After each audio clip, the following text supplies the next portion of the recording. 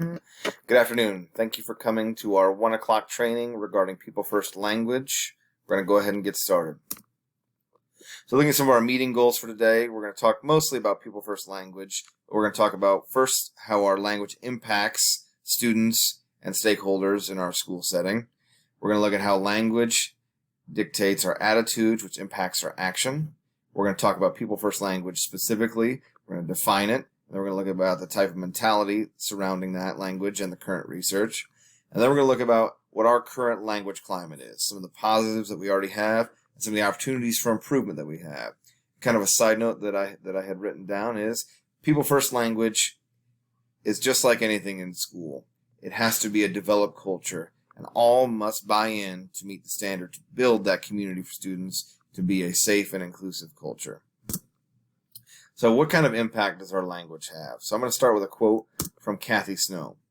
Old, inaccurate descriptors and the inappropriate use of medical diagnosis perpetuate negative stereotypes and reinforce a significant and incredibly powerful attitudinal behavior. The thought behind that quote and the understanding behind that quote is our language that we use can be very, very powerful in the way that, one, students view themselves, and two, in the way that we make decisions for our students going forward. With a brief segue into that is the language that we use dictates our attitude. When we say phrases like an IEP kid, an autistic kid, a behavior kid, we are giving negative monikers to those students, and those monikers that we give will then dictate the action that we take. So we may not build as an inclusive plan, we may not build as positive structures for their IEPs, for accommodations and modifications. And so when we look at the language that we use surrounding students who have disabilities or students who receive special education services, we really need to be mindful of the language in which we use. And that's why we're looking at PeopleFirst Language today. I thought I'd put a couple of statistics in front of you. 14% of all public school students in the nation receive some form of special education services. That works out to about 7.3 million students. And then going forward, when those students get out of high school and transition to adult life, there are roughly 61 million current adults who report having some form of disability. And so when we look at the language that we use, the legacy of the thoughts, the things in which we push forward in our education and make inclusive, it is something that occurs in our schools, but it is something that occurs in your workplace, in your life, that will have an impact. So let's take a look at PeopleFirst Language. So the definition that I came up with, and that was throughout the literature, especially from Kathy Snow, is PeopleFirst Language puts the person before the disability. It describes what a person has, not who a person is. So as I referenced before, it's not specifically about they're not defined by a disability, or they're not defined by one thing. It doesn't make them who they are. There are so many things that make them other things. It's not just their disability. It's a mindset. Disability does not characterize a person's identity. It's not the only thing they are. It's the one thing that they have, what they have been diagnosed with. All people wish not to be characterized by the one element that makes them different.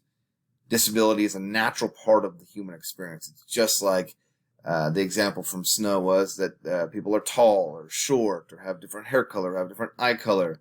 Those things are a natural part of the human experience, much like disability. And oftentimes, Snow dictates or said that disability is a consequence of the environment.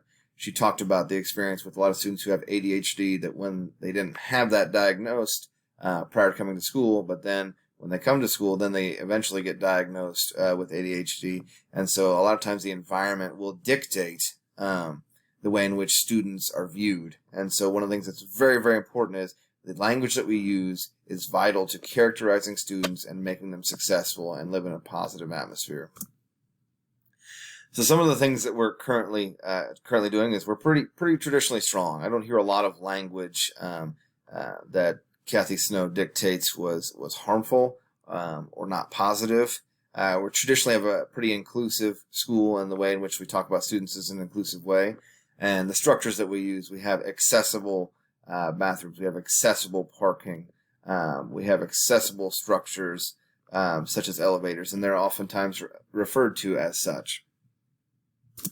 But we always have opportunities for improvement. So I'm going to go through a few examples here of some of the things that I have heard.